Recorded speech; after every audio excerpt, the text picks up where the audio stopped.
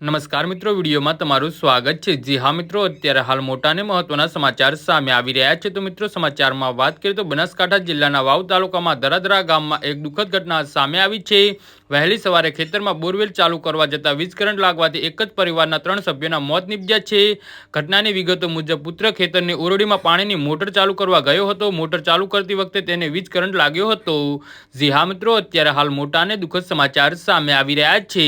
તો મિત્રો, સમાચારમાં વધુ વિગતવાર વાત કરીએ તો તે જ સમયે ખેતરની વાડીમાં હાજર તેના માતા પિતાએ પુત્રને કરંટમાંથી બચાવવાનો પ્રયાસ કર્યો હતો। આ દરમિયાન તેઓ પણ વીજ કરંટની ઝપેટમાં આવી ગયા હતા અને ત્રણેયના મોત નીપજ્યા હતા। ઘટનાની જાણ થતાં પરિવારજનો તુરંત જ ઘટના સ્થળે પહોંચ્યા હતા। ત્રણેય મૃતદેહને થરાદ રેફરલ હોસ્પિટલમાં પોસ્ટમોર્ટમ માટે ખસેડવામાં આવ્યા હતા। જી હા મિત્રો, અત્યારે હાલ મોટા અને દુઃખદ સમાચાર સામે આવી રહ્યા છે। આ અંગે વાવ પોલીસ મથકમાં પીઆઈએ જણાવ્યું હતું કે ખેતરની ઓરડીમાં પાણીની મોટર આવે છે, જેની લાઇટ ચાલુ કરવા જતાં પુત્રને કરંટ લાગ્યો હતો। જો કે ખેતરની વાડીએ માતા પિતા પણ હાજર હતા।